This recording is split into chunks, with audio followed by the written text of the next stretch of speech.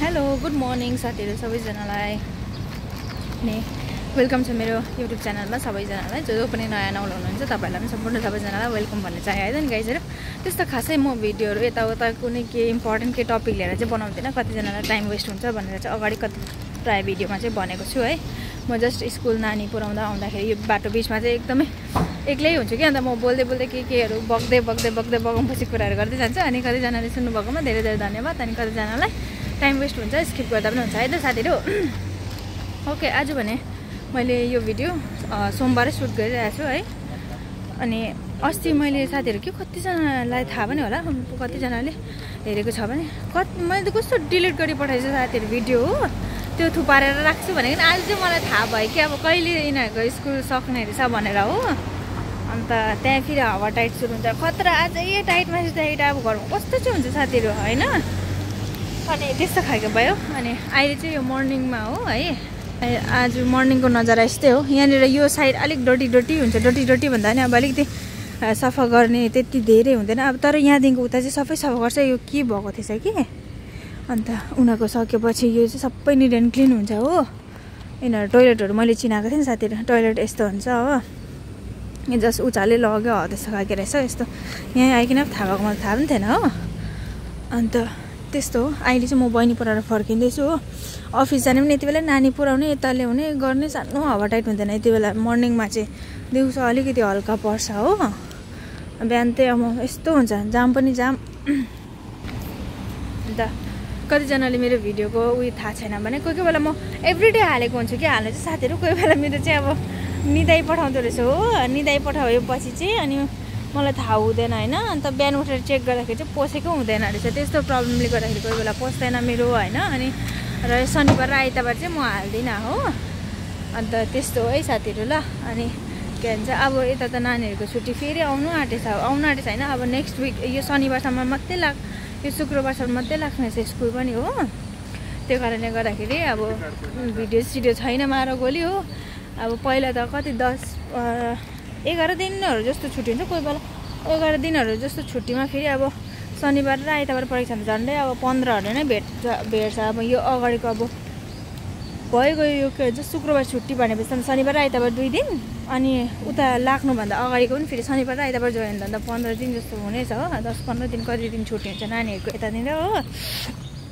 अनि अब सुरु भयो यहाँनिर त्यो फर्स्ट टर्मको छुट्टीहरु भन्छ यहाँनिर छुट्टी एकदमै ज्यादा हुन्छ अन्त जे पनि हलिडेजहरु हुन्छ नि हलिडेजहरु पनि पुरा आउँछ यहाँनिर हो अन्त त्यो पनि छुट्टी दिन्छ नानीहरुलाई स्कुलहरु पुरा छुट्टी हुन्छ हो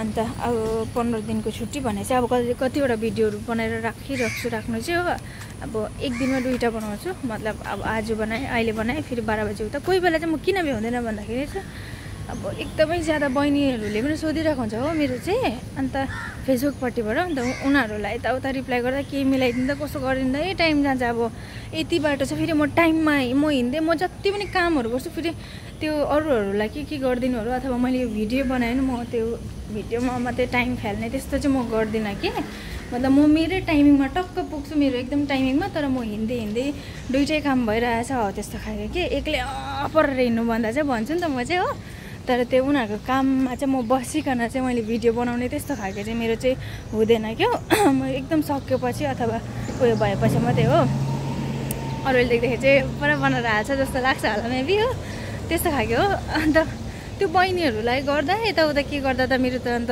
समय नै मिल्दैन रहेछ साथीहरु हो यो लामो भिडियो बनाउनु यो बनाउनु पर्ने त टक्क स्कुलबाट निस्केपछि बनायो भने अब कति 5-10 मिनेट जस्तो हुन्छ हो आजदेखिको अलिकति छोटो पनि बनाउँछु म 7 मिनेट जस्तो अर्को खालके ल साथीहरु अनि अब स्कुल छुट्टी भइसकेपछि घरभित्रै हुन्छु नबिर्सिनु होला मलाई हो यदि मैले सपोज भिडियो हाल्नु पाएन भने भिडियो हाल्नु पाएन भने ठिकै छ हो अनि यदि उनीहरु कतै विकेन्डमा अलिकति 2-3 दिनहरु एक दिनहरु घुम्नु गइछ भने त्यहाँ वरिपरि यसो भ्याएछु भने जो जागर चल्यो भने तपाईहरुलाई अलिकति बाहिरको नजाराहरु घुमाइदिन्छु हो चल्यो भने तर त्यस्तो प्रमिस चाहिँ हैन किनभने अब सपोज गयो भने अब हामीलाई त कस्तो ज्यादा काम पो दिएर जान्छ साथीहरु कतिजना चाहिँ इन्डिया एक महिनाको गरेछ मालिकहरु भन्छ म त नजाओस् भनिदिन्छु भन्छु त कस्तो बेसी काम दिएर जान्छ कि आएर त रिसाएर कालो अन्नर हो बनाएर अनि कस्तो गर्छ कि त्यो बरु सेम टाइमिङमा अहिले नर्मल गाली पनि खाइरहेछ, काम पनि चलिरहेछ, देखि पनि रहेछ भने चाहिँ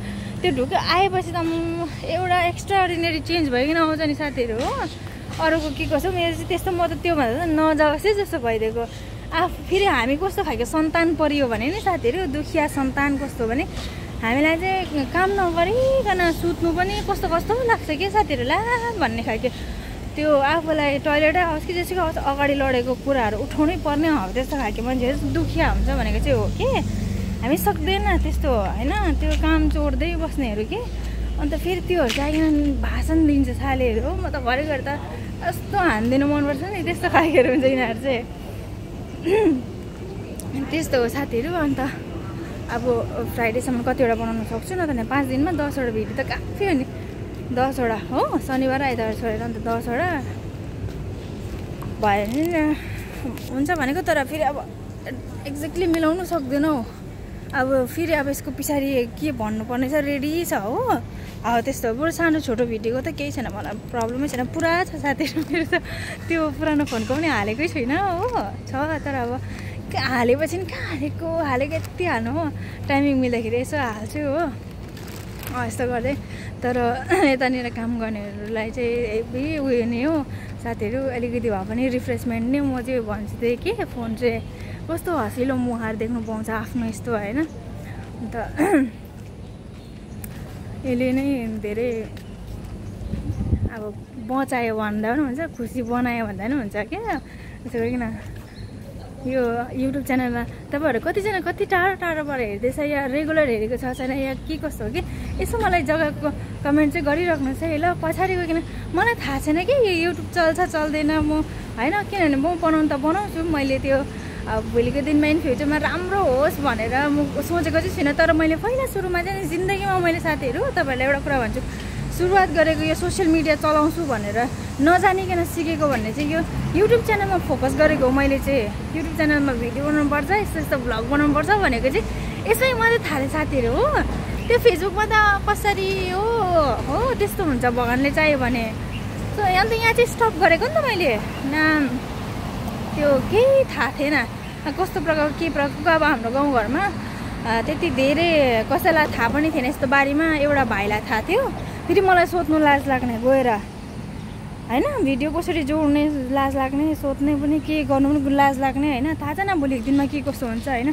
सोचेको छु घरमा गइकन अलि राम्ररी नै बनाउने कोसिस गर्छु भनेर। यहाँनिर समय मिल्दैन, कति प्रायः कुराहरू जानेको आइडियाहरू पनि हामीले युटिलाइज गर्नु सक्दैन कि साथीहरू होइन। यस्तो अलिकति क्रेज बढ्दै गयो पछि चाहिँ कतिवटा कुराहरूको अटोमेटिक आउँछ होइन आइडियाहरू। तर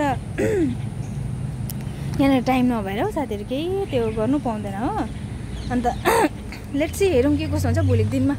यदि राम्रो छ मलाई त नि युट्युबमा चाहिँ अब गरेछु भने मैले मेरो सपना के छ भनेदेखिलाई युट्युबमा मेरो राम्ररी भएछ भने मेरो नि मलाई चाहिएको भने नि कति मात्रै चाहिएको भने मलाई 10,000 फलोवर्स छ। 10,000 फलोवर्सको लागि म ट्राई गर्छु घरमा गएपछि होइन। मलाई एकदमै ज्यादा भयो फेसबुकमा मैले बेसी फोकस गरेको भन्ने मलाई बेसी चाहियो भनेको भने मलाई 1 लाख भए काफी छ कि साथीहरू। चाहिँदैन पनि त्यत्रो पनि होइन, ज्यादा हुन्छ मलाई। अन्त इन्स्टाग्राम चलाउँछु म होइन, चलाउँछु हो इन्स्टाग्राममा त ग्रो हुन थालेको छ हल्का हल्का। तर समय चाहिँ पेसेन्स चाहिँ राख्नुपर्छ मान्छेहरूले साथीहरू कि हो त्यस्तो हुँदो रहेछ। त्यो कहिले हुन्छ के हुन्छ त्यो थाहा छैन, किस्मतको कुरा हो। तर सबसे भन्दा फर्स्ट चाहिँ मेरो युट्युब हो होइन। तर त्यहाँको तर फेरि यस्तो नि त स्टप गर्दै हाल्दै मन परिबस्थ्यो कि, स्कुल गयो गएन हो त्यस्तो खालके। अनि त्यस्तो भएर पनि हो घरमा गएपछि अलिकति कतिवटा नलेजहरू गेन गरेको छ। अनि त्यसलाई अलिकति फलोअप गरेर घरमा गएर म तपाईँहरूलाई एकदमै प्यारो प्यारो मिठो मिठो भिडियो लिएर आउँछु। सङ्गीत राईले प्रमिस गरेको चिजहरू हत्तापत्ता उयो गर्दैन, ब्रेक गर्दैन हो। अनि तपाईँहरूलाई म दुःखी बनाउँदिनँ। अनि तपाईँहरूले मलाई कमेन्ट गर्दैन है त नि कहाँबाट हेर्नुहुँदैछ। जस्ट मलाई जग्गाको नामहरू भनिदिनुहोस् न, यहाँबाट हेर्दैछु भनिकन हो। मलाई एउटा दादा चाहिँ मलाई थाहा छ मेरो होल स्टोरी हेर्नुहुन्छ भनिकन हो। अनि अरू यताउता थाहा छ, तर अब हेर्छ भनेर थाहा छ। फेरि यस्तोमा चाहिँ फेरि मिल्दैन नि त हेर्नु हो। कसले कहाँबाट हो त्यस्तो भन्ने कुरोहरू अलिकति आइडिया हुँदैन हो। अनि पछिनिर गएर पनि थाहा हुन्छ त मैले चाहिँ मेरो हेर्थेँ भने के अलिकति इम्पोर्टेन्ट मान्छेहरू त्यही हो जब चाहिँ अन्डर 1K छ मेरो लागि चाहिँ त्यही हो कि। चाहे जतासुकै होस् त्यो बढेर गएपछि त मान्छेले मनपर्ने चाहिँ हानिदिन्छ होइन। जब निडेड छ मान्छेलाई तब सपोर्ट गरेको छ नि त्यही हो कि म चाहिँ सिधै भनिदिन्छु त्यस्तो खालको हो। अन्त हाम्रो त म त भन्नै भनेँ कि यस्तो कुरोमा गाउँघरकोले सपोर्ट दिँदैन। जब माथि हत्तै बढिसक्छ तब चाहिँ म हेर्छु यस्तो ह्यानत्यान फलाना ढिम्कानाहरू भन्छ कि त्यो हावा बगम फुसे। यस्तो कुरोहरूले पनि कतिवटा कुराहरू सिकाउँछ, चिनाउँदो रहेछ।